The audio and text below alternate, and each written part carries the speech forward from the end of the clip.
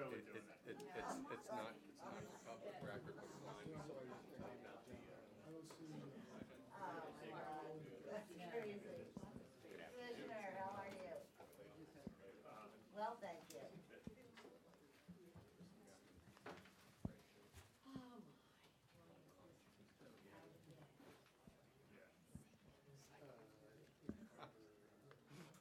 Play my guitar, get paid.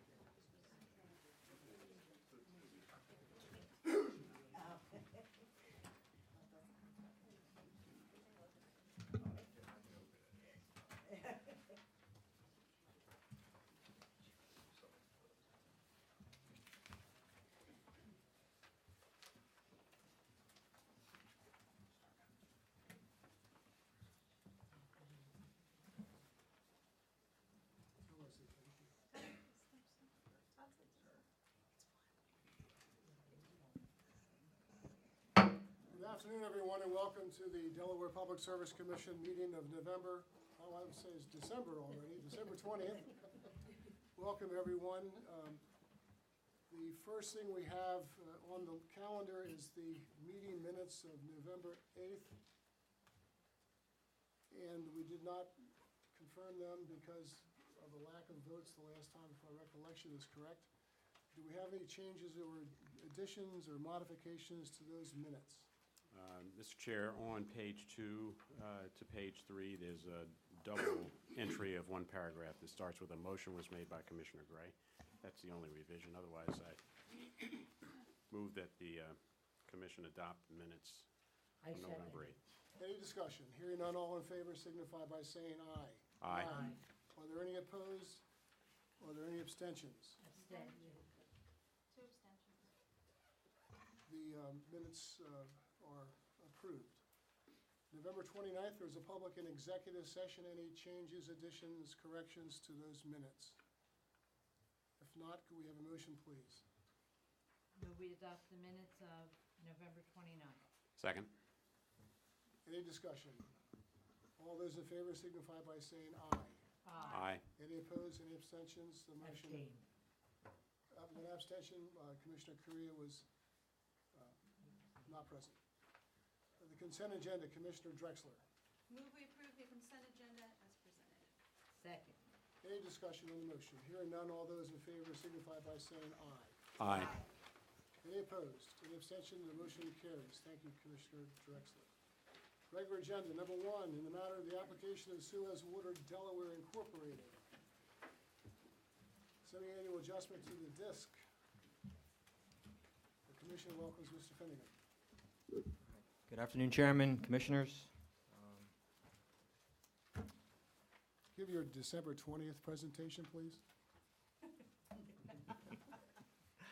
Before you is order number 9312, as well as a staff memo dealing with the reconciliation of our 2017 DISC.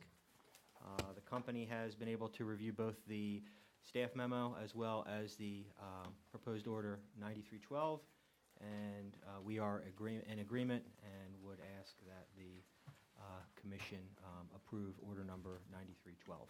Well done. Thank you, Mr. Finnegan. Mr. Walsh. Thank you, Chairman.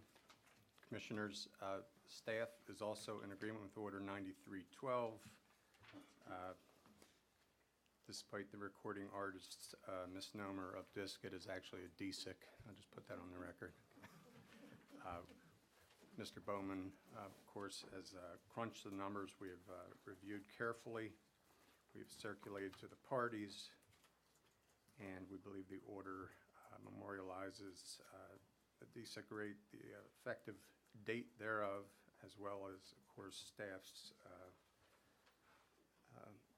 review and the Commission's authority, reservation of jurisdiction and authority to enter further orders. We circulate to the parties, and we recommend approval of the order as well.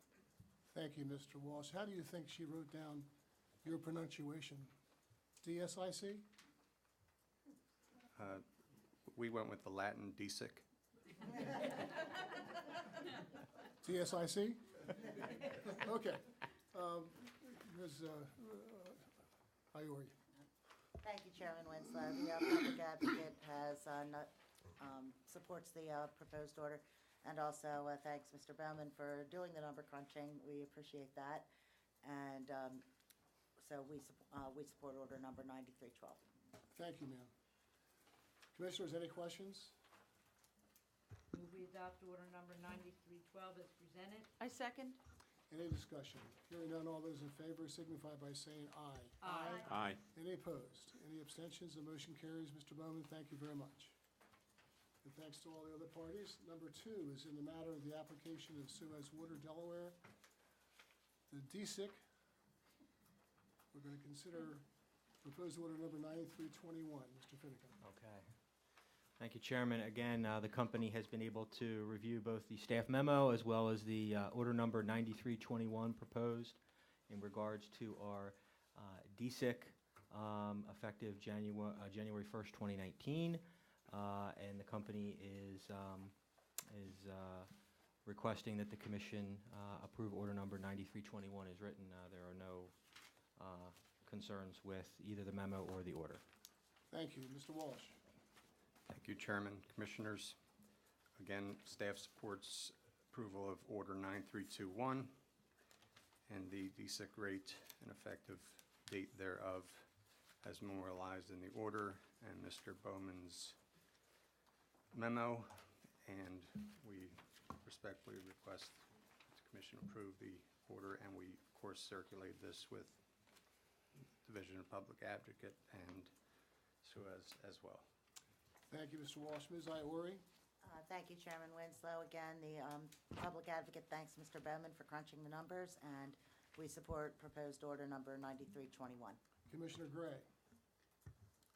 Mr. Chair, I move that the commission adopt order number 9321 as submitted. I second. Any discussion? Hearing none, all those in favor signify by saying aye. Aye. Any opposed? Any abstentions? The motion carries. Thank you, Chairman, Commissioners. Thank you, Mr. Finnegan.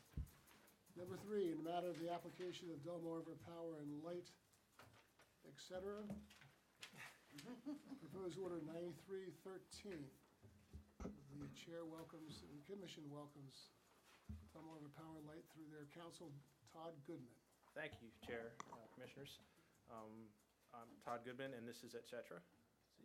This is Kristen McAvoy. She's a very key person in our Regulatory Affairs Department, and she helps me with tons of things, but the UFRC and the DSIC only being one of them. We have reviewed staff's memorandum, and I think they did a good job explaining what's going on. Same with the order. This was due, you see there's a $35,000 over collection over those two UFRC periods, and as you'll learn, the next thing before you, that's all being given back through the DSIC. So we support staff's order before you, order number 9313. Thank you, Mr. Goodman. Mr. Walsh. Thank you, Chairman Winslow and Commissioners. Staff also supports the approval of order number 9319. And so Ms. Iori does not steal my thunder. I want to thank our key number cruncher, Mr. Bowman, who looked at this very carefully. Of course, this involves 2 dockets, and this order closing them does reconcile the over collections, the percentages added to that $35,390, I believe it is, that Mr. Bowman mentioned, includes interest thereon. And this was, of course, circulated to Delmarva and the Public Advocate's Office, and parties are in approval, and we respectfully request that the Commission approve this order. Thank you, Mr. Walsh. Ms. Iori. Thank you, Chairman Winslow. The DPA supports order number 9313, and again, thank you to Mr. Bowman. Thank you, Mr. Bowman. Commissioners? There was just one statement for an order 9319, so for the record, it's 9313, right? Sorry, 9313. So I'll move, Mr. Misstated Chair, that. that the commission adopt order number 9313 as submitted. I second. Is there any discussion on the motion? Hearing none, all those in favor signify by saying aye. Aye. Are there any opposed? Any abstentions? The motion carries. Thank you all. Mr. Goodman? Thank you. We are also here for the, well, actually, I want to start by thanking Mr. Walsh for being very clear on the pronunciation. I've had such an issue with that at the company. Actually, in a meeting, I had to draw a diagram showing that the disc is a soft, pad between the vertebra of the spine, and that the disc is a rate-making mechanism. So I do appreciate that, Mr. Walsh. That you straighten that out for everybody. You're speaking Latin to me. Yeah. He's more educated than us both. But this is the DISIC for our natural gas system. And as I mentioned earlier, there was an overcollection in the 2 UFERC dockets that you just closed. And instead of waiting for that to true it up in the DISIC that'll be filed in the spring, we were asked to do it now, and that's what we're doing here. So that has been removed. We filed for a 0.99% gas DISIC rate. It has been lowered to 0.93, which staff made clear in the memorandum. That is for a residential heating customer is 37 cents per month during the heating season, so, which is November, December, January, March, 4 or 5 months, I forget exactly. So obviously in the summer when you're not using much gas, it's a lot lower.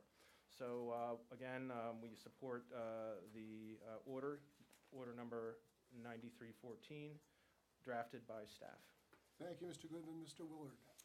Again, what Mr. Goodman said is exactly right. They asked for 0.99%, and after the adjustment for the $35,000 over collection, it is now 0.93%. And as I think Mr. Goodman said, the average homeowner bill will go up by 37 cents per month.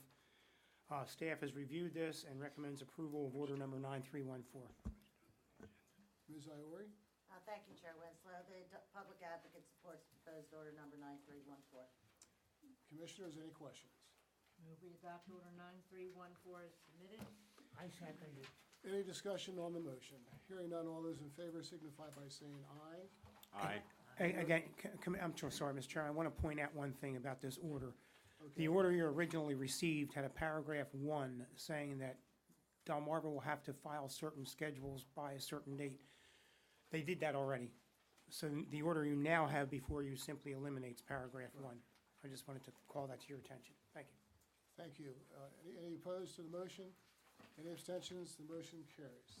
Thank you, everyone. Number 5 is also Delmarva Power and Light Company. Mr. Goodman. Yes, thank you again, Chair, Commissioners. This is the DISIC for our electric distribution rates. There is no true-up in this one.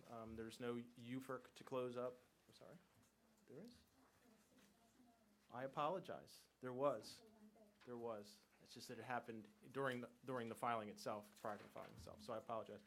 I guess what I'm trying to say is there was no adjustment between the original filing that we made and what you're looking at today. So I just misworded it. Thanks to Ms. McAvoy for clarifying that. And yeah, because the UFERC has been sort of, I say, eaten by the DISIC, right? It's now part of the DISIC. Any UFERC true-ups that still have to be done will be in the DISIC from this point forward, and you won't see the UFERC again for at least 7 years. This increase is significantly less on a percentage basis. It is about, well, it's 0.29%, so a little less than a third of a percent. And as set forth in staff's memorandum to the commission, that for your typical residential customer, that'll be 13 cents per month compared to rates currently in effect. We have reviewed the order. We think it's accurate. That is order 9315, and we support this order and ask for it to be entered. Thank you, Mr. Goodman. Mr. Willard? Again, everything Mr. Goodman said was correct. This would implement a 0.29% rate. They had a net plan of over $5 million, depreciation of $61,000. And as Mr. Goodman said, the average homeowner's bill will go up about 13 cents. Staff's reviewed this and asked the commission to go ahead and approve order number 9315. Everything was correct, as corrected by Ms. McAvoy. Right. Yes. Yes, I was incorrect. Commissioners, I'm sorry, Ms. Iori. Thank you, Chairman Winslow. The public advocate supports proposed order number 9315. Thank you, Ms. Iori. Commissioners, any questions? May we have a motion, please? Move we approve order number 9350. Second. Is there any discussion on the motion? Hearing none, all in favor signify by saying aye. Aye. Any opposed? Any abstentions? The motion carries. Thank you, everyone. Number 6, application of Chesapeake Utilities. We get to see change of faces now. Corporation regarding this acquisition and conversion of propane community gas systems. And on this matter, there were 3 commissioners present, so we have 2 abstentions as part of this vote. Welcome, Mr. O'Brien. Thank you, Chair and members of the Commission. Bill O'Brien on behalf of Chesapeake Utilities Corporation. You have before you proposed order number 9297, which memorializes the decision made by the Commission on November 8th, 2018 in PSC docket number 18-0933. As you recall, that docket regards Chesapeake's acquisition and conversion of propane gas systems. And what the order does is grant staff, Commission staff's and the Public Advocate's motion to dismiss the application. And staff and Public Advocate did circulate the draft order, and the company agrees that it accurately reflects the Commission's decision on November 8th. Ms. Iori? Thank you, Chairman Winslow.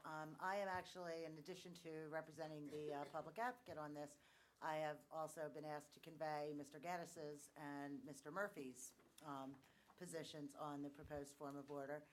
And neither of them has any objections to it. We appreciate the company's review and comments were incorporated. And so we would respectfully request you to enter order number 9297. Thank you. Thank you, Ms. Iori. Commissioners, any questions? No Mr. questions. Sharia? No, No question, Commissioner Gray? No questions. I move that we adopt order number 9297. I second. Is there any discussion on the motion to approve order number 9297? Hearing none, all in favor signify by saying aye. Aye. Aye. All 3 of us, that was 3 of us. Any negatives? That can't be negatives, only 3 voters. It passes. Abstentions. Abstention. 2 abstentions. Well, I announced them up front. Thank you all very much. Thank you, Chairman, Commissioners.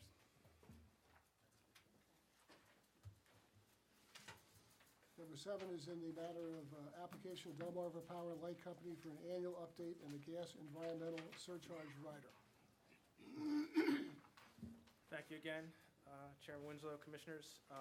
This matter was handled by my cohort, Lindsay Orr. However, she has told me that she has carefully reviewed the order provided at her time by staff, and she believes it is accurate and well done, and that is order number 9306, and Delmarva supports the proposed order given to you today by staff. Thank you, Mr. Goodman. Mr. Willard? Yes, Sharon, again, this is just an order memorializing what the commission decided on November 29th, and the staff's reviewed it. Malika did a tremendous job on this, and the commission, the staff would request that the commission approve order number 9306. Ms. Iori? Thank you, Chairman Winslow. The public advocate supports proposed order number 9306. Commissioners, any questions? Move we adopt order number 9306. Second. Any discussion on the motion? Hearing none, all those in favor signify by saying aye. Aye. Any opposed? Any abstentions? 1 abstention, Commissioner Correa. The motion carries. Thank you. Thank you, Mr. Goodman and Mr. Willard and Ms. Iori. Number 8, in the matter of the application of Silver Run Electric LLC CPCN, to begin business as an electric transmission utility. The commission welcomes Mr. Nutter representing the applicant. Good afternoon, Mr. Chair. Before the commission is Silver Run Electric's application under 26 Delaware Code, Section 203E, for an electric transmission supplier certificate of public convenience and necessity, the first application ever under a newly designated statute. With me at the table are Michael Engelman to my right. He has been admitted pro hoc vice as a part of the consent agenda. He is a LS Power Groups and Silver Run's FERC counsel, and he was last before this commission, admitted pro hoc vice in 2014, I believe, in connection with proceedings in this case. Additionally is Casey Carroll to my left. He is the principal project engineer for the project. And also in the gallery, if I may, Mr. Chair, introduce on behalf of the company is in the front row, or the first, in the third row back, Ron Fisher, that's LS Power Group's general counsel. Behind him is Dave Wilson, another project engineer. And to his right is Paul Tayson, who is the president of LS Power Development. If I may, I'd like to give just a brief opening and then also open up for questioning in case the commission has questions on the build, the project sequencing, and budget for Casey Carroll, and/or any questions regarding ongoing proceedings at FERC for Mr. Engelman. Members of the commission, the polling firm Gallup has twice asked Americans what they believe is the greatest invention in human history. And both times, Americans have voted electricity as the greatest invention and it leading to the greatest advancements in humanity. The polls were conducted 60 years apart in 1947 and again in 2005. But each time, individuals recognized that without electricity, all of the advances in science, in industrialization, in computing, in aerospace, would not occur without the basic ability of electricity, to access electricity. And similarly, the National Academy of Engineering has ranked electrification, the modern electric grid, as the 20th century's greatest engineering achievement. And it represents the simple ability of a person to walk over to a light switch and to turn it on and to access immediately safe and reliable power. It's a convenience that is essential to our daily life and to the advancement of civilization. Members of the commission, access to electricity is so ubiquitous today that it's taken for granted, but it would not exist without the constant oversight and planning of the regional transmission grid operator, PJM, to simultaneously balance the needs of today through generation, transmission, and demand. PJM coordinates electric power for 65 million Americans, including all of the citizens of the state of Delaware. The application today for a certificate of public convenience and necessity is a critical part of PJM's balancing. PJM has determined that a reliability and stability issues exist at the Artificial Island Nuclear Complex in New Jersey, and they're issues that require a solution. The PJM has conducted thorough modeling, thorough technical analysis, and this project has been through a lot in the last 5 years, including a suspension where PJM looked at the possibility of a do-nothing approach, continuing to manage the issues of stability and reliability at the nuclear complex under what is becoming an increasingly complex artificial island operating guide. And they determined that there were significant risks to doing nothing. And in the extreme case, those risks would include potentially blackouts or even a more extreme shutdown of a nuclear generating unit. The transmission facilities for which Silver Run is seeking a CPCN have been selected by PJM as the best solution for the issue. The solution is very complex. As you can tell, this is probably the largest CPCN application that has come before the commission. And the Artificial Islands project itself is the largest stability project ever initiated through PJM's regional transmission expansion planning process. And it also represents the first competitive solution procured through FERC's Order 1000 procedures, which allowed for competition in the transmission planning process. The benefits of competition can be seen in the selection before the commission. There were more than 27 potential solutions analyzed by PJM. Over 14 of them were proposed by the incumbent, and over 10 of those exceeded $1 billion in costs. All of those solutions proposed by the incumbent exceeded $650 million. What is before you today is LS Power's proposal to construct a new substation in Delaware and to connect that substation through an underwater electric cable of 230 kilovolts to the nuclear generating units at a capped cost of $146 million. Their LS Power's cost analysis and their estimates are below that amount. Through its designated entity agreement, the ratepayers of Delaware will benefit from any cost savings if they come in under their cap. The legal standard under Section 203E is whether the present or future public convenience and necessity will be served by the transmission facilities. The statute provides the commission with three co-equal considerations to consider in determining whether that public convenience and necessity will be met. And they come down to basically need, cost, and benefits. I don't think there can be any doubt as to the need. The PJM is responsible for reliably planning a transmission system. And I think that perhaps one of the most significant documents in the application is a April 6th, 2017 letter from PJM President and CEO Andrew Ott to the stakeholders. This was after the project suspension was lifted, and President Ott wrote that regarding the cost allocation issues, which I'm sure you're familiar with and we'll hear more about, that the cost allocation debate is so polarizing that it threatens PJM in discharging its reliability responsibilities. And because of that, they were going to develop and they've developed two alternative cost allocation methodologies, which are in a PJM white paper, which was filed at FERC, and we are hoping that FERC will ultimately choose from. But in his letter, President Ott indicated that the safe and reliable operation of the PJM grid and the generating complex at Artificial Island is of great importance to the board, that PJM is charged with responsibility to plan a system that maintains reliable operation and has concluded in its best judgment that the original project, as modified, is the best approach. And the original project designated by PJM includes the transmission facilities for which Silver Run is seeking its Certificate of Public Convenience and Necessity.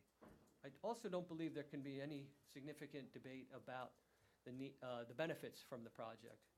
There are direct economic benefits by having an additional transmission feed into the state of Delaware.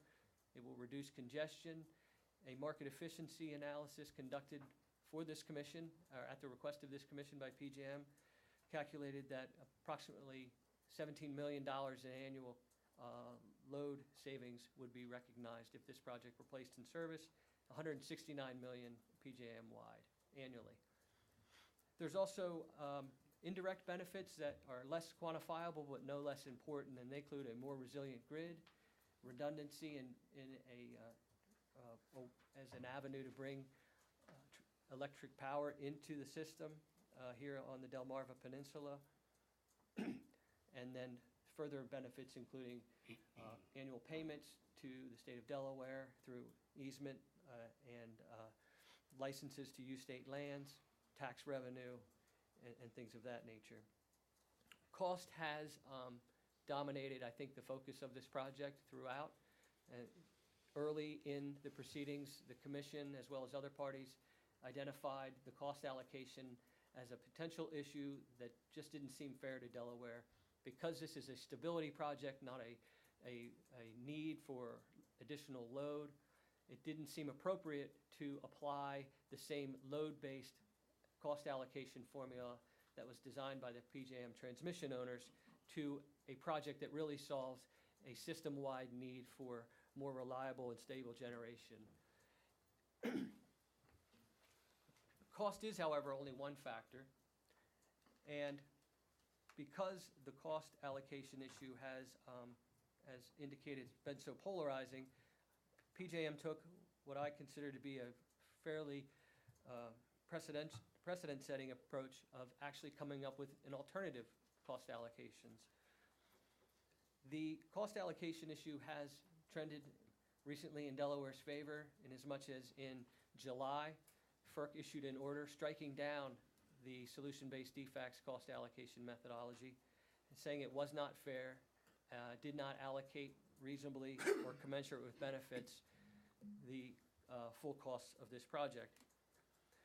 Recognizing that cost allocation is still before FERC, even though they have struck down the solution-based defects, they have proposed two alternatives which much more closely align the benefits to the costs of the project and would result in substantial savings for Delaware. The applicant has proposed to the commission that the commission take a measured and staged approach to the CPCN application, whereby the commission would grant a CPCN to allow the project to stay on budget and within its existing construction timeline, but withholding full CPCN approval pending FERC's decision on which cost allocation method it chooses to select. We think that that is a very appropriate and measured approach. We believe that the FERC, we certainly hope that they will issue soon, but we still have an obligation to proceed under a designated entity agreement to bring this project online in June of 2020 when it's needed. It does solve a critical issue, and the the relief that we're seeking here today does not fully bind the commission should FERC enter an unfavorable ruling. So for those reasons, we believe what has been proposed, there are alternate orders. One is supported by the public advocate, and that's order 9316, which would grant a conditional certificate of public convenience and necessity, but it would be conditioned upon FERC selecting from either of the two PJM alternatives, and if it did not, the CPCN would be suspended, and the applicant would have to come back before the commission as to any differing FERC ruling to request either full CPCN approval or where the commission would confirm that the interests of the Delaware ratepayers are not served by this project, and therefore the CPCN would be revoked. There are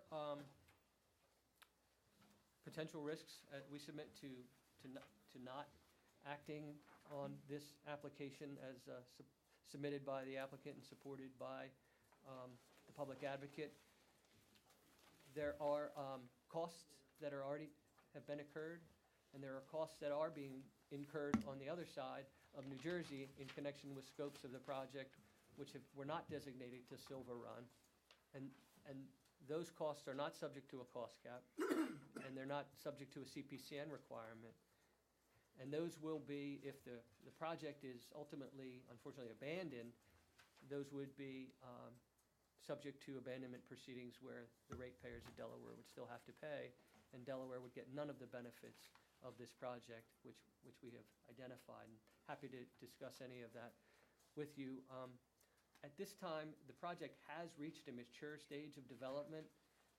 The applicant has secured all necessary permits in connection with the project construction, and those include the Army Corps for the river crossing, permits from DENREC in connection with the use of state lands and licenses.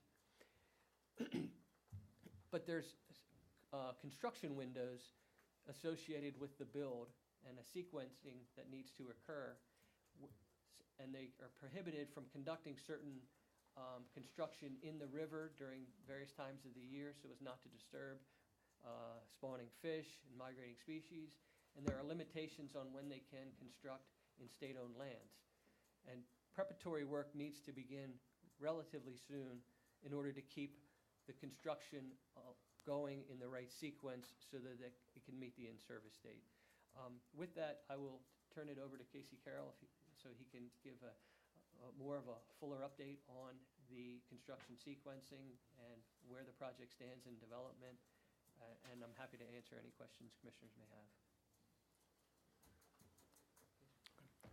Thank you, Mr. Chairman and Commissioners, for the opportunity to speak here this afternoon.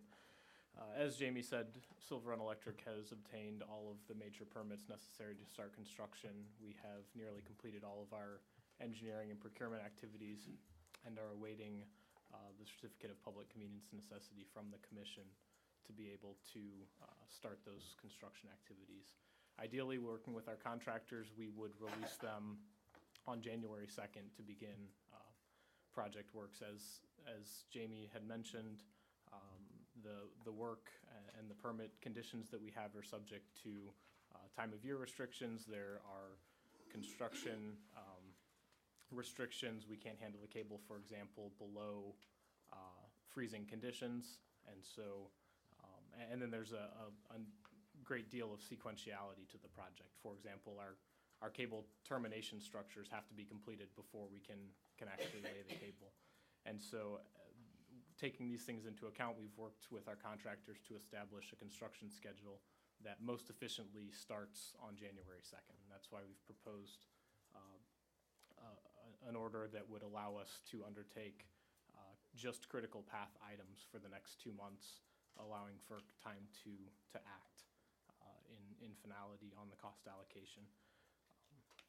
If we're not able to start construction by January 2nd, we would alternatively look to the Commission for a conditional approval by which if one of the PJM alternatives were ultimately selected, we would be able to then immediately be able to begin construction. And so that has still benefits in terms of being able to keep the project better on schedule and ultimately meet our in-service date. Unfortunately, it would condense the project schedule compared to a limited approval today. And in condensing the schedule, that means that we're going to have to work with our contractors on overtime, mobilizing additional crews, and the cost for ratepayers underneath the cost cap would go up. And then in the third alternative, as proposed by staff, a denial gives us the least control over the schedule, ultimately having to come back before the Commission in a new proceeding would certainly raise costs significantly for ratepayers, as well as jeopardize the in-service date and perhaps the project entirely. Thank you, Mr. Casey. Is that the conclusion of the presentation, Mr. Nutter? Unless the commissioners have questions, but you may want to defer until after other parties have been heard. We will. Ms. Iori, would you want to get a second, please? Yes, thank you, Chair Winslow and Commissioners. We do support Silver Run's conditional order. We did not support the limited order that Silver Run submitted, but we tried to work with them to craft something that would protect the Commission and ratepayers, as well as acknowledge that just because FERC has, I'm not going to say sitting on this, but just because it's been pending before FERC for a while, unfortunately, that doesn't change the in-service date. The in-service date is still June 2020. PJM has lifted its suspension, and so it puts not only Silver Run, but this Commission in sort of, between a rock and a hard place. So we recognize that because things are still pending before FERC, and because both the Commission and the DPA took the position that the stability deviation method was the just and reasonable cost allocation method, a proposed order that granted the CPCN based on FERC's adoption of any of the three methodologies that FERC asked about, that being the stability interface method and the Exelon hybrid method, in addition to the stability deviation method. That's not something that we thought the commission could do because it would be contrary to representations you've made before FERC. It was also something that we couldn't do because we had also taken that position as well. So the order that we have crafted and that hopefully you've had a chance to read, I know that we didn't get it to you until early, or maybe mid-afternoon yesterday, but we hope you've had a chance to read it, conditions the grant of the CPN does not become effective unless and until by February 28th, 2019, FERC issues an order that approves either the stability deviation methodology that both the Commission and the DPA have argued to staff is the appropriate methodology, or the stability interface methodology. And the reason that we weren't as concerned about that one is that in our filings before FERC, we didn't take a position flat out saying we don't support the stability interface methodology. We thought that the stability deviation methodology was more just and reasonable, but as you may recall, the stability interface methodology would actually assign less cost to the Delmarva zone. And if that's the one that FERC finally comes down with, we did not figure that anybody in Delaware would object to Delaware paying less for this project. So if, however, the FERC decides that the Exelon hybrid methodology is the appropriate methodology, then the condition that has to be satisfied before whatever the CPCN would become effective obviously isn't satisfied, and there's no CPCN. The conditional CPCN, however, does allow Silver Run to do some of the things that it needs to do. Not all of the things. I mean, they're not going to be starting construction. We were a little concerned about that. So basically it's going to allow them to do pretty much everything that they can do up to the point of construction. And hopefully before February 28th, 2019, FERC will issue its opinion. So we think that the proposed order strikes the appropriate balance between just saying flat out no and having to start the process all over again, which adds expenses that ratepayers will ultimately be responsible for, and granting the CPCN without knowing which of the options before FERC is going to choose.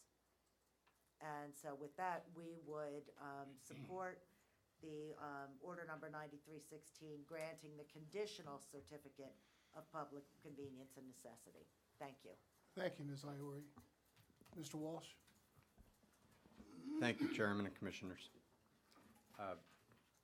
Staff filed its memorandum and order asking this commission to deny the CPCN. And there's been a lot of argument, presentation here, but I think what's most important here is the simplicity of what is and is not, and the statute that controls. Cannot lose sight of that. We've heard a lot of ifs and hopings and more closely aligned, but nobody has ventured into the unknown of what is going to happen and, more importantly, when it's going to happen. So I want to backtrack a little bit. On September 25th, this commission approved Order 9275, which extended for another 90 days. The time under the statute says shall act on the application within 90 days. And the parties, Silver Run and Public Advocate's Office, I drafted an order and we circulated it, and with a little bit of concerted effort, that was an agreed to order. I don't know if it was on the consent or regular agenda at this point, but it went in without argument and continued this for 90 days. And as I'm sitting here thinking, when Mr. Nutter was talking, if they had filed their application in September, and we were here today on that same order seeking another 90 days, there probably wouldn't be any argument. And there wasn't any argument on September 25th because they didn't have anything to argue with in terms of, well, here are the numbers showing the impact on the state economy and the benefits to the ratepayers. Nothing has changed since then. Those are the facts. Nothing has changed. There was a supplement filed. It was well done. I have great respect for Mr. Nutter and his colleagues. I understand their urgency, but this is also a matter of, can the commission act outside the bounds of the statute? And the statute requires some information showing the impact on those two critical components. And I don't think anybody would argue differently that that's a critical component to consider. And we don't have that information. The order 9275, the last whereas clause, and this is what it was based upon, states, whereas the cost allocation of this project is the subject of proceedings before FERC, and this issue may have a significant influence on staff's recommendation to grant the CPCN vis-a-vis assessing the impact on the state's economy and the benefits to the state's ratepayers. The translation there is, and Ms. McDowell is here and can confirm this, staff did not view the application as complete at that time. It's still not complete. And the transcript, I think, is equally telling. I stated the same thing, and Ms. Iori for the DPA summed it up very nicely as it was at that time. She stated they support the order which postpones the decision on the CPCN pending 90 days. Hopefully by then, FERC will have issued an order deciding on what cost allocation methodology it will expect for the project. She was correct then. This is also correct now. We don't know which methodology will be chosen. It would be beneficial to know. I will admit that. But that's not to say that it will be good or bad. Nobody knows. The information submitted, I read through it a couple of times. Everything is speculation in terms of the numbers, and I won't go through the math. Everybody knows what those allocation factors do, but nobody knows which one will be chosen. Nobody knows if one is chosen that, for example, New Jersey is not satisfied with, that New Jersey won't appeal it. Or the parties, each, of course, under FERC rules, have the opportunity to petition for a rehearing, as was done earlier. And that is going to take this could take it down the road. Could this be issued next week? Maybe. Could it be issued this time next year? Maybe. And without knowing that, I don't know how the commission can meet its statutory requirement shall consider the impacts. Having an impact, and Mr. Nutter referenced the fact that cost is only one factor, and that there's no debate as to the benefits. Well, I think about the simple analogy of I'm a little cold, I need a coat, and somebody says, I got a coat for you. It's $3,000. You know what, I'm not that cold. And then he says, well, how about $2,000, but I'll give it to you in 3 weeks. I won't be cold any longer. These are the unknowns that we're dealing with here. And if this commission is going to issue a CPCN based on an order and substantial evidence, which is the standard, there has to be something there to review. And unfortunately for Silver Run, those are unknowns. The DPA crafted what I thought was an excellent order, and except that there are a couple of fatal flaws to doing what is proposed here. And this again goes to the statute, and keeping in mind, as we all know, the statute trumps the regulation. In paragraph 7 of the DPA's proposed order, it states the commission has discretionary authority under 26 Delaware Administrative Code section 3011.2.2.27 to, quote, approve, conditionally approve, modify, or deny an electric transmission CPCN application where it finds doing so is in the public interest. Well, the public interest here is the broader term, and we can't lose sight of the fact that the more exacting term is the impact on the state economy and the benefit to the ratepayers, and then we go back to we don't know. And we don't know when we're going to know. Now, Regulation 3011, which I just cited to, it also states shall consider, but 203E, and this is the statute, and this is controlling, states and, no party, well, it states the word and as inclusive. So that, of course, is a determination as to each component. Yes, the commission does have discretion, and it has the wisdom and experience to put weight on each component and assess credibility. But how does it do that when it doesn't have the information? If the impact and the benefits are not the top priority, no one would disagree that they are certainly not at the bottom of the list.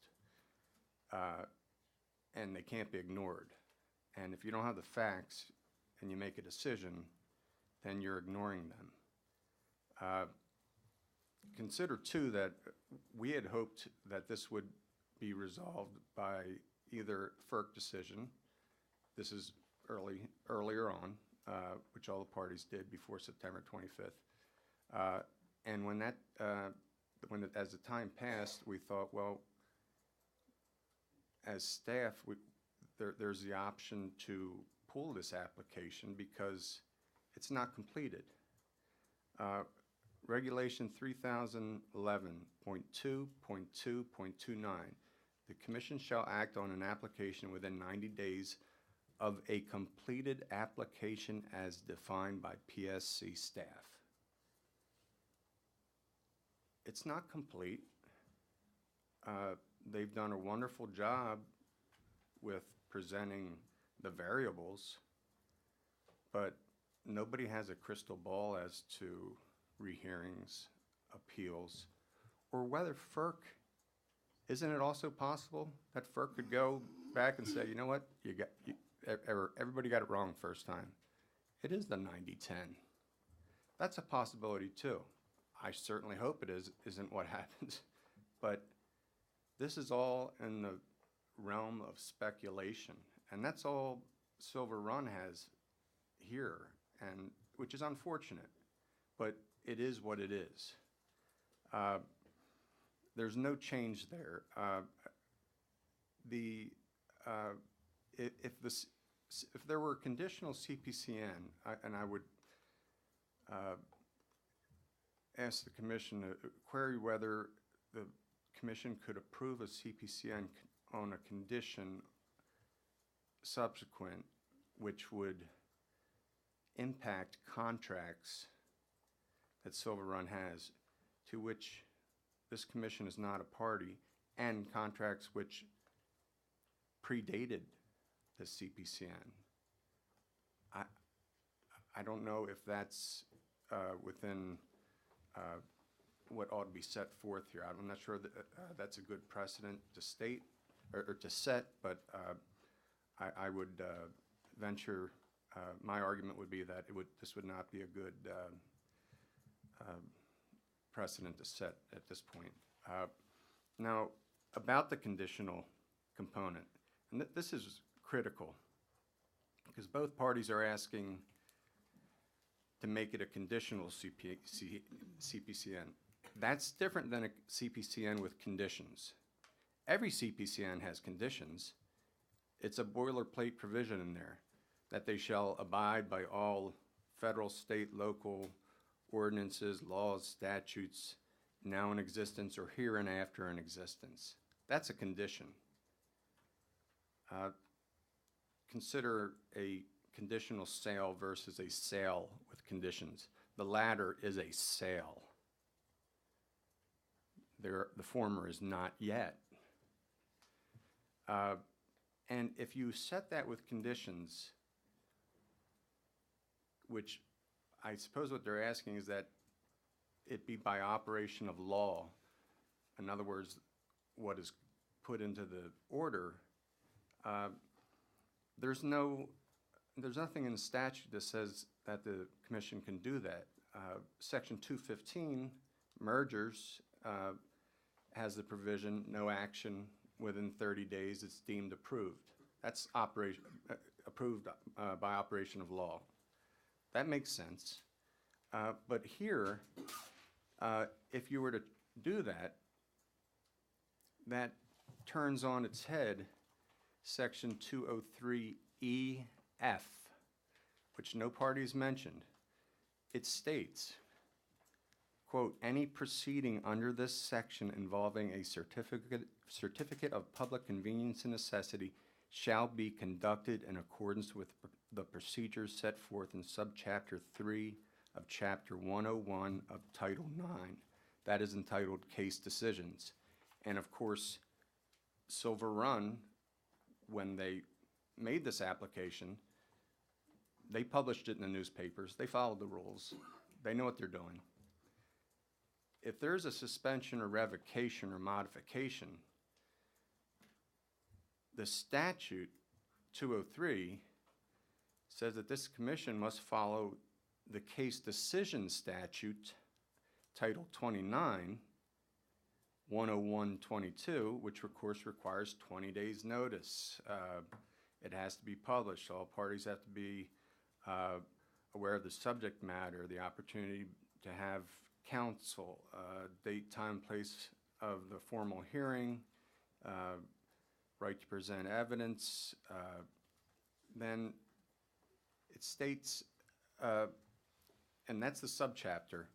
So in that subchapter is also section 10124. And this is a good point. When the matter at issue involves matter of general public interest, as determined by the agency shall conduct a formal public evidentiary hearing to which the following provisions apply. Notice must be published in at least 2 Delaware newspapers of general circulation and shall be advertised by electronic posting on a designated State of Delaware website. And that subchapter also includes section 10125, conduct of public hearings, 10126, proposed orders, 10142, review of case decisions, 30 days to appeal. That's where CPCNs go for good cause shown when they are revoked, suspended, or modified. It is not done through a front entrance door when it's made. That's the protective mechanism to revoke, suspend, or modify. That's why nobody is cited to a conditional CPCN similar to this. I realize this is the first application under this section, but I have found no other conditional CPCNs that do what Silver Run is asking, and that is to approve it based on not knowing the information needed to provide the Commission's statutorily mandated consideration. I understand its discretion. I know the parties will argue, well, the Commission has discretion, but it still says shall consider. And if you shall consider, what are you considering? A window of costs that might occur, I don't know. We don't know. So with that, staff respectfully requests that the Commission deny the CPCN Silver Run based on its inability to meet the statutory requirements for this Commission's consideration. Thank you. Thank you, Mr. Walsh. Mr. Nutter, 3 minutes. Thank you. I have a number of comments. First, this is the first time we've ever been told that our application is incomplete. The Commission regulations provide that the Commission staff may reject an application or if it is not complete or does not provide additional information. And Mr. Walsh never once mentioned that in September, when they asked for 90 days, they never said your application is incomplete. They just asked for 90 days additional because it had a material impact on their recommendation, staff's recommendation to the Commission, knowing what the FERC order would be.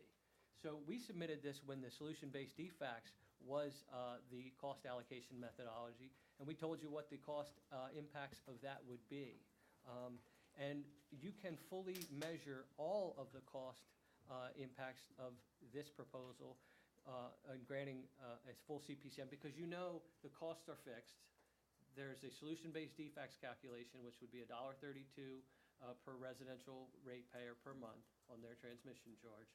And then you have the others that FERC said they were going to consider and the full range, but you can measure the full range of what the cost impacts would be because it's basically anything from the solution deviations, stability interface, stability deviations, stability interface, or solution-based defects if they went and did an entire reversal.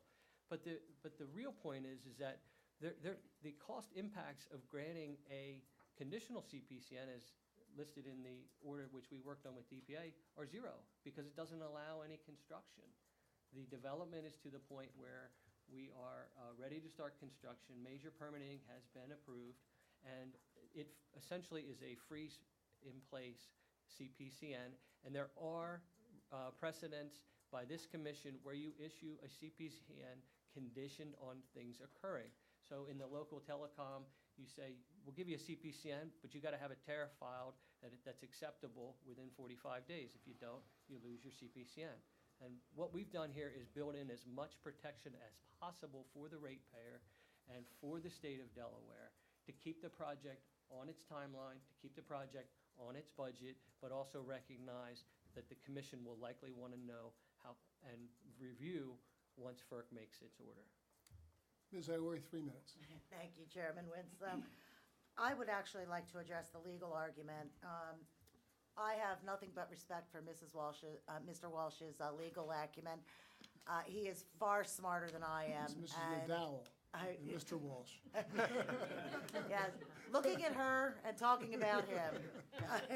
In any event, no insult intended, Mr. Walsh. In any event, but in this case, we think that a conditional CPCN versus a CPCN with conditions is a distinction without a difference in this case. The order says that the CPCN is automatically suspended if the conditions aren't met. Now, the APA sections that Mr. Walsh talked to you about with, 30 days for appeal, conducting, the evidentiary hearing, those are for the protection of the applicant, who here is Silver Run. And Silver Run has waived those protections by agreeing to this proposed form of order. No one else is in a position to appeal this. Only Silver Run. So if the commission denies the application today, yes, all of those things come into play, Silver Run can appeal it. But they have chosen to say, commission, give us little over 2 more months to, February 28th, see what FERC does, and we'll go from there. If FERC, this order says, if FERC hasn't ruled by then, there is no CPCN. That's it, end of story. So,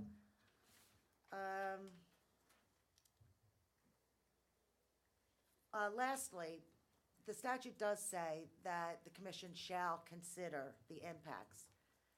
Nowhere, however, in that statute does it say that you have to find that the benefits outweigh the costs. I think that's what staff is saying here, in saying that we have to wait and see what FERC finally does, and by logical implication, we have to wait and see what happens after all the appeals have been completed, which is, as you guys know how fast that works. That June 20th deadline for in-service date is going to come and go before any of the appeals at the federal level are ever finished. There is never going to be the certainty that staff is telling you that there needs to be. So with that, I think I used my 3 minutes. Thank you, Ms. Ivory. Commissioners, any questions? Chairman, may I have more 1 argument. minute? No more argument, Mr. Walsh. You did a great job on the opening. Thank you so much. Any commissioners, any questions? Mr. Commissioner Chair. Korea? Yeah. Here, Yeah, Commissioner thank Gray. you, Mr. Chair. So my view on the arguments are that, if you have a conditional approval and the conditions aren't met, then it's not approved for later revocation. That's how I'm kind of interpreting the circular argument. But I do have a couple of questions for the parties. Is there anyone in the room that has a docket schedule for FERC or projected date when they might take up this cost allocation issue? No. Silence? Okay. It's pending before them, but there's no deadline for Okay. them to decide. So for the parties, time is money, and, if we're protecting the ratepayer and we put obstacles, for example, even unintended obstacles in the way it's scheduled, then obviously there are going to be costs. So my question is, what will a delay in the project schedule add in the way of cost to the project? So if you are at 146 million max, and now you have another year that you have to wait to pick up your schedule, meet your milestones, what additional percentage of that 146 is going to accrue in the way of costs? Depending on the specifics of the situation, it's difficult to quantify with any level of certainty. I would offer a couple data points, though, for the Commission's consideration. One, our original project schedule had us releasing our contractors in full on October 1st. We then pushed that back to November 15th to begin preparatory works. That delay alone, our contractor came back to us with a change order on the order of $1 million. And so, by extension, you can imagine that keeping those crews, keeping that equipment ready to go for whenever FERC would act can be quite costly. Similarly, I mentioned earlier that there's a high sequentiality to the construction work that we have. And just as another example, if our transition structures aren't completed that terminate the cables in time, and our cable installation vessel and crew are ready to go, but unable to actually perform any of the work, that standby rate is $125,000 a day. And so you can imagine that these delays with such a complex and significant project can add up very, very quickly. So if we were looking at a year delay, I can only imagine it being the tens of millions. Okay. I will finish, Mr. Chair, by simply saying, I think that the commission should consider those impacts as being cost on the ratepayer as well, even though they may in some ways be unintended, and they may be generated by the delays of FERC's decision-making. So I'd be more or less in favor of the conditional CPCN. This artificial island issue has been sort of like almost closer to me than my wife and family for the last, I don't know how many years, I know it's been a long time. And, you know, we didn't have a CPCN statute before, Connie. And all we had was what, you know, by the grace of God, what FERC decided. And we're still sort of hanging from that thread. So all those people from FERC out there listening to this hearing, you're hearing a plea from us in Delaware that we really need a decision from you as soon as practical. And thank you if you are listening. And, you know, the one big thing I see from the big picture is that before there weren't really any competition in PGM, basically with transmission, et cetera. And now we got people like Ellis Power, other people in the marketplace, and we got ourselves a really, you know, a good deal. There's competition, we get a cap. Everything, frankly, is very positive from the Ellis Power viewpoint. They're a great company, they got great executives, they got great attorneys. They're ready to go. And I can't think of another CPCN that's come through here in my 13 years where there's a company more fit from every aspect of a CPN to handle the job. It's got to be done in Delaware. The cost is, and the benefits are, as stated, there's some NERC violations. PGM has come up with an optimal way, cost-effective way to fix them. It'll benefit Delaware. I mean, it's a little crazy we're having this discussion, in my opinion. And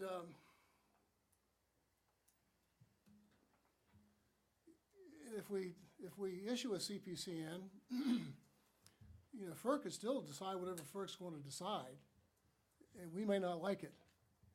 But if we don't like it, our only avenue is to appeal the FERC decision to the district court. And that's not changed. I mean, whichever way you look at it, from a year ago, when we didn't have the CPCN authority, or for right now, that remains the same. We have no control over that. But we do have a control over, like Commissioner Gray said, the cost and the impact on our residents.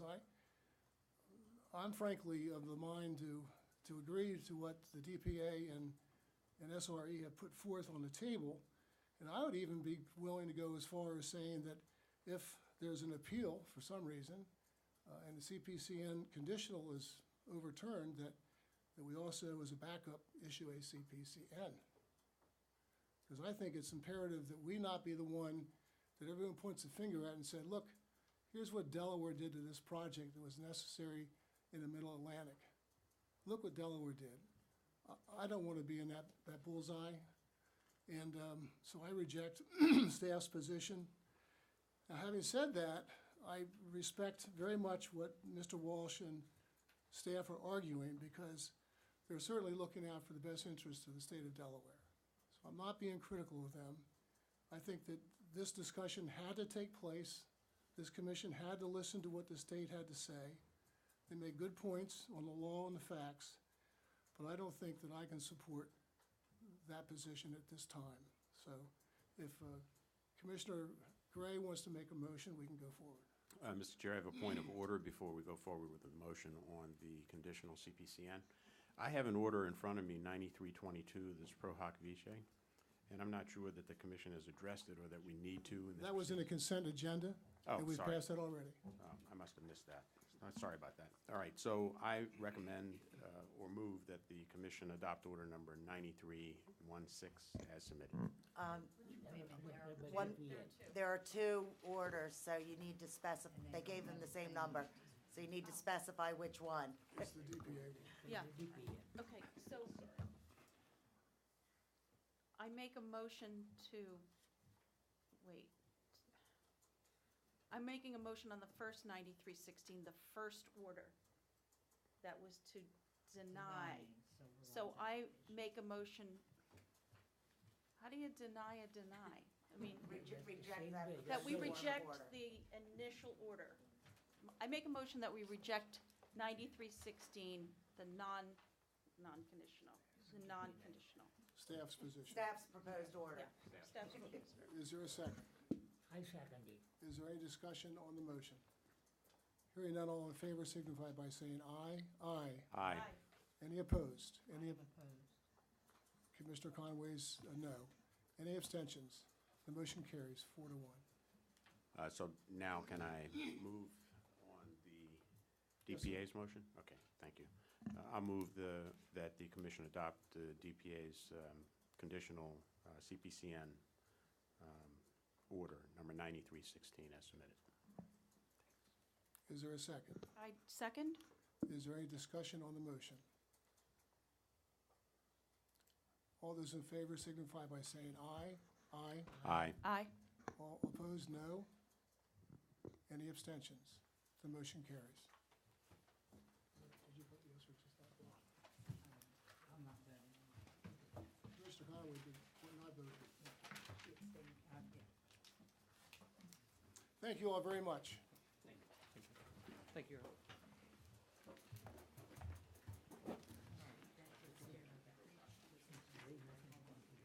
Is there anyone here from the public that wishes to make any public comment to the Public Service Commission?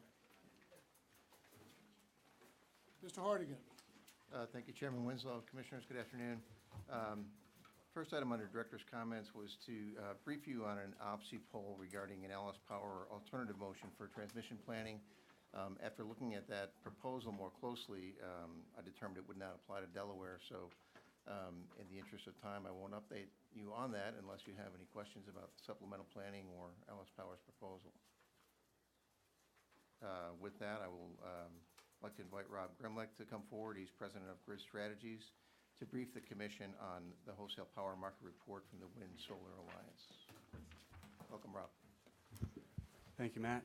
Chairman Winslow, Commissioners, thank you very much for this opportunity. I believe there's a presentation coming up. So I'm Rob Gramlich, and I'm joined by Michael Goggin. We're both with Grid Strategies. We are so excited to be here. We brought the entire firm of Grid Strategies. You're looking at us now. We did this report for the Wind Solar Alliance, which is a new, at least newly named organization. Used to be the Wind Energy Foundation. Now it's Wind and Solar, and it's a nonprofit foundation that, among other things, commissions reports. And they asked us to look at looking a little bit longer term down the line. What are the power markets going to look like, and focus on the PJM region. So we're going around now to speak, hopefully face-to-face, with each of the commissions in the region, because the state commissions are becoming an increasingly important, I think, source of guidance for the grid operator. There are some controversial issues that you're well aware of, and we just heard about one. We're not going to talk about that one. But the power market issues on fuel security and mitigation of state policy are particularly relevant and kind of hot right now at PJM and FERC.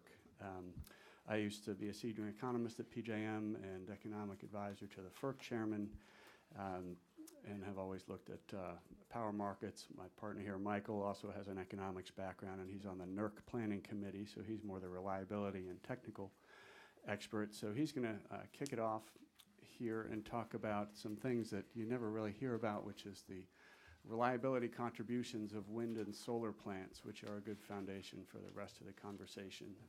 So, Michael. Yeah, thanks. So I was going to start by kind of walking through, I think, some really exciting developments that have happened in the capabilities of wind and solar plants to provide reliability services. And this is really driven by technological evolution. So wind, solar, and battery storage all are inverter-based technologies in that they use an inverter to convert direct current power to alternating current power to inject onto the grid. And in the course of doing that, you can have a lot of capabilities to control the voltage, the power output, and other aspects of what's coming out of that wind project or solar project or battery project, and provide a range of grid reliability services that are very fast and accurate, much faster and more accurate than can be provided by the conventional generation that traditionally provided those services. Oh, sorry. Yeah. Oh, sorry. Whatever. Yeah. Talks faster than I do. Sorry. And so there's, I think, exciting developments that make possible to Excuse me obtain. for a second. Yeah. Do we need this to be transcribed legally? I don't believe we do. So, Barry, I don't think you need to. I'll slow down anyway, then. Point taken. Just do every yeah. other word. And so I think there's a lot of potential benefit to customers to kind of rethink, and that's what I think the goal of this paper was to rethink, now that we have these new technologies, what can we do with our market design to better utilize these capabilities of these new technologies in a market-based way, basically provide the right incentives so that these resources are incentivized to provide these services, which should benefit customers, or which should result in lower rates, and it should result in more reliable power. And in addition to that, I think it'll be good for bringing in new resources that have, clean and other, positive attributes. So just kind of quickly walking through some of the reliability services. And so as Rob mentioned, I'm on the NERC Planning Committee. And so I use the three main essential reliability service categories that NERC has talked about: the voltage support, frequency support, and ramping and balancing. So on the first one, this is voltage support. So again, through these inverters, there's very strong capability to provide very fast and accurate voltage control. And this is critical for keeping power flowing, efficiently and reliably on the power system. And importantly, this can even be done when the wind and solar plants aren't producing power. So you can use a PV inverter at night, for example, or a wind inverter when the wind isn't blowing. And that's done by basically taking grid power, pulling into the project, and then using those inverters as basically a voltage control device to strengthen the voltage or whatever you need to do to get the local voltage to the needed specification. So I think that's a really exciting thing. You basically are using this component of the generator to provide this grid service. So that's, I think a really neat one. There's also, because of the inverter, these resources are electrically isolated from the power system, which helps when you've got a disturbance. So a lightning strike, a failure of a large generator, some type of disturbance on the grid, which happens fairly regularly. Having that electrical isolation allows these wind and solar plants to ride through and remain online in a way that's often better than what conventional power plants can do. Turning onto the next slide to frequency support. So this has to do with basically, there's two aspects of this. The first is the very fast. So when you do have a grid disturbance, so you've got a large conventional generator that's failed or something like that, you want resources to help stabilize frequency as quickly as possible. And in some parts of the US, so in Texas, for example, wind plants are providing that service today and are providing the majority of the frequency stabilization. And that basically, if frequency goes high, the wind plants will reduce their output. If frequency goes low, and often what you have in Texas is you have some wind output that's being curtailed somewhere in the state, they'll increase their output, and this helps to stabilize the frequency. And this happens extremely quickly. It's orders of magnitude faster than conventional generators can do it. You can do the same thing with solar. It's even faster. And batteries, they can do it in cycles, so a fraction of a second. So a lot of very neat services that really haven't been fully utilized, and today still aren't being fully utilized because we haven't quite created the market mechanisms that will incentivize that. The same thing with frequency regulation. This is a little slower over the minutes, basically trying to keep supply and demand in balance. You can use wind and solar plants and battery plants, obviously, to provide that. And that's done in some parts of the country. Colorado will turn off their conventional power plants and use the wind and solar plants to regulate the frequency during periods when they've got a lot of wind or solar. And that's, I think, a really valuable service. As you go to much higher levels of wind and solar, where you do have regular curtailment, you can use them to do that fine tuning in a very fast and accurate way. And then finally, we've got kind of the ramping and balancing. And again, a lot of this is utilizing what we were just talking about, that controllability, the very fast and accurate controllability to keep frequency in line. But then there's also issues of needing on-peak production. So typically there's two peaks. There's the winter peak and there's the summer peak. And we've seen in PJM and other parts of the country recent challenges on the winter peak. Wind output has been extremely strong during those periods, which made sense. You had high wind chill events, the polar vortex, the bomb cyclone. Wind output was obviously extremely high when the power system needed it most. Solar output is usually fairly good during those events as well. Solar panels produce more when they're cold. Obviously during the summer peak, you tend to get very high solar output. The highest load days are often clear, sunny, high-pressure days when it's hot out, and that's when PV panels are producing at close to their annual maximum. So again, I think there's a lot of valuable services that we can utilize from these technologies. We just need to kind of get the market designs in place that will allow that to happen. And Rob's going to talk more about that piece. Yeah, so on the next slide, slide 6, kind of taking those, that foundation of these new attributes, and we're not saying you should run a grid on just wind and solar. The point is we need markets to put it all together. And we've got new technologies that can provide different aspects of the set of reliability services that are needed. So as Michael was suggesting, we want to move towards more efficient and reliable markets that capture the best services provided by each of the resources. So in order to do that, just at a high level, kind of generically on these slides 6 and 7, we want what we call the flexible, fair, far, and free characteristics of markets. Flexible meaning we really want to be able to provide the right incentive to resources to ramp up and down, whether that's demand side, storage, or a lot of the gas turbines on the system. They provide a lot of flexibility, and we're going to need a lot of that. Fair, this is technology neutrality, which of course is firmly established in principle in the Federal Power Act that governs FERC and RTO work, but the hundreds of details in the operating agreements in PJM and the other RTOs are not always fair in fact, even if they might be on the surface. FAR, PJM is nice and broad regionally, so you have that going for you in this region. In other parts of the country, we've got more balkanized systems, so we're in good shape on that one, though SEAMS with RTO neighbors is always very helpful for balancing with variable resources on the system. And then free is allowing consumers to choose what they want to choose, and we'll get into some of the issues with mitigating state policy on that point. I should note that transmission expansion is very important for renewable energy. This report did not ask us to get into that. It's kind of a whole separate issue with different PJM committees and different FERC policies and practices. But just to note that we're not leaving that out because it's not important. So then turning from the kind of these generic market visions of what we're trying to go for and to what we need in PJM, there are really two major forces I mentioned before that are very controversial at PJM right now, and I think it's good for the states to be actively engaged in these. The first is limiting participation of resources subject to state environmental policies. So this is the state policy mitigation or the minimum offer price rule. So we'll talk about that. And then the other is fuel security, which of course, this resilience initiative is important, and making sure the system can withstand severe weather and cyber attack and physical attack. All those things are important to do. But we have some recommendations about how to do that in a technology neutral way. So again, all the resources that can contribute are able to. So on the fuel security one, a more detailed study just came out from PJM that we're not prepared to get into details on, but I think it's important to review those studies to make sure that there really is a need. Of course, PJM has a very sizable reserve margin, and the gas plants are not sitting at the end of the line as they are in New England.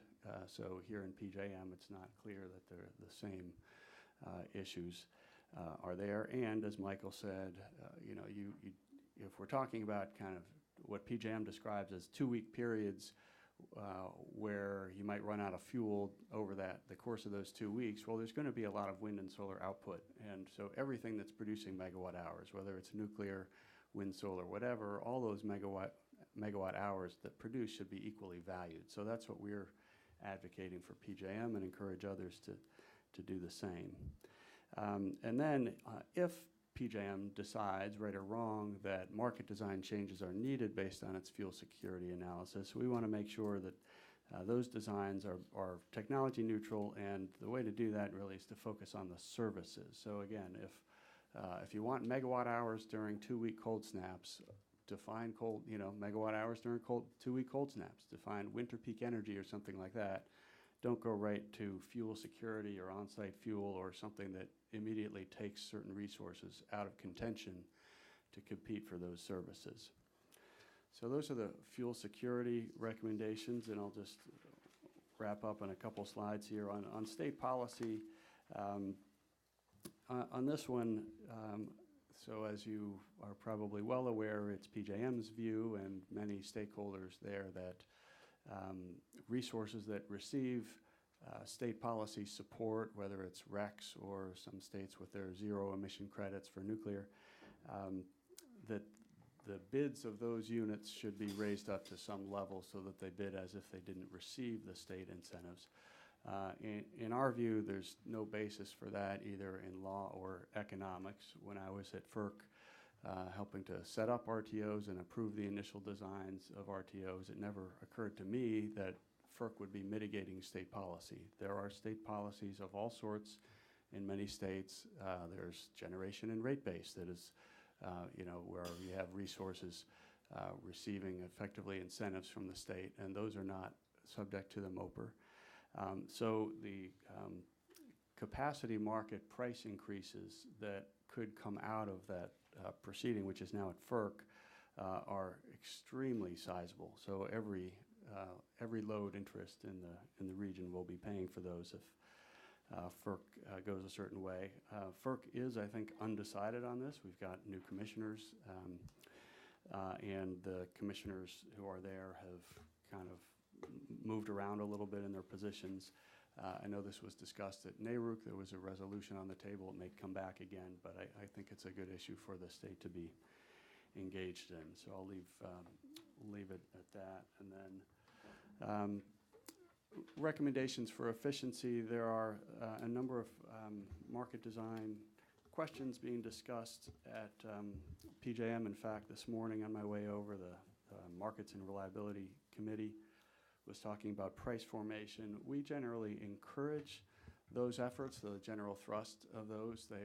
Effectively what they do is they make prices more accurate at the right time and place for the actual service that they need, which is again our point, define the actual service. So if they need 30-minute reserves, great, define it and let whoever can provide it, and wind and solar will be among those providing it. Won't provide all of it, but we'll provide some, and that seems like the fair way to go. So even if sometimes those price formation initiatives lead to higher and spikier prices,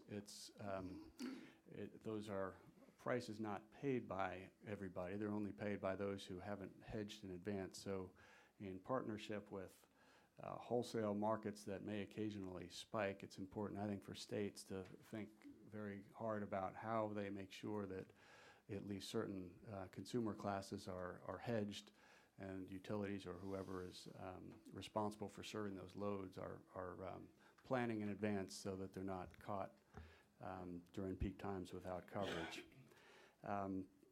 And then other market design changes, allowing full participation of renewables in the capacity markets and the reliability services markets. Michael mentioned the services that wind and solar provide, and we'd like to make sure that the rules allow full participation. And then in the capacity market, which from a wind and solar perspective has been a never-ending series of headaches. They've been a series of headaches for a lot of interests and for a lot of different reasons, but from our perspective, we kind of keep getting cut out of participating in the capacity markets.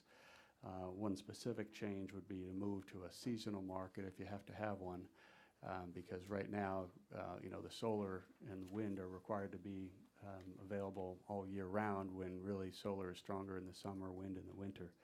So the markets don't really allow for that very well.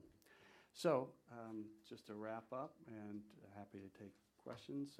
It's a pretty nice set of cookies in the back too, so I don't want to hold you up from the holiday party, but we do think, first of all, I should have said, PJM's core design back in the big picture is the right one. It's a great basic, the whole kind of bid-based, security-constrained economic dispatch with locational prices, all those things are the right kind, and, not every, a lot of countries in Europe, I think, would benefit from shifting to this kind of standard American market design. So there's a good platform to work from, but again, there have been some of these controversial issues lately that threaten to steer it off track, as well as an evolution that every system, really in almost every country, has to go through to bring on new resources into these systems and make sure everything is technology neutral. Thank you, Rob. Thank you, Michael. Thanks. That was very informative. I really appreciate you bringing that perspective to us and talking to us about the marketplace. You probably have not met Demi, who's our staff member who works with OPSI and with MacRook, but perhaps after we gather socially, you might say hello. We might get their contact information, because I think he's made some good points about the renewables and how they can be more fairly more fairly fit into the marketplace. Of course, you probably have talked to Joe Barron quite a few times. And I used to work for Joe. really? Well, it didn't go unnoticed by me that you worked previously at FERC, and same thing I said earlier, call your friends at FERC and tell them, please make a decision on the official name. I learned a lot about ex parte rules. Well, but telling them to make a decision has got nothing to do with the facts or the issues, really. I'll let the lawyers do that. Right, just make a decision. Commissioners, Drew, anybody want to ask questions? These guys really are the experts. And fortunately, I think Rob has forgiven me for my vote at NARUC, but I won't ask him publicly about that. But Mr. Chair, I have one quick question. So on one of your slides, you talk about a penalty structure is more symmetric for over and under production. Can you briefly explain what you mean? Yeah, so when PJM did their capacity performance construct, they basically they put in much stronger provisions for penalties if you underperform as a capacity resource. And then on the other side of that, they did offer that basically any penalties that were being collected in a performance hour would be rewarded to resources that were overproducing. And the challenge was that that was a much more uncertain quantity. And so, particularly when you're thinking about capacity markets and, as a renewable developer, you're going out trying to get financing for this very capital-intensive project, it's very difficult to put in your pro forma, financial statement and of how you're going to finance your project, of what that revenue is going to be. And so it was a lot more, it added additional uncertainty that was very, made it more challenging for the renewable developers in particular to monetize that. I think in other regions there's been a much more, they were much more specific in what the penalty reward structure was, and it was much more symmetric, and that I think allowed more certainty about what those revenues would be. okay, thank you, gentlemen. Cool. Thank you. We appreciate it. Mr. Hardigan, anything else? Just two quick things, Chairman Winslow. There will be an evidentiary hearing here on January 10th and 11th regarding Delmarva Power's energy efficiency application. Our next commission meeting is January 15th, 2019, and invite everyone to stay and join us in some holiday desserts. Thank you very much. Time for dessert. We're adjourned.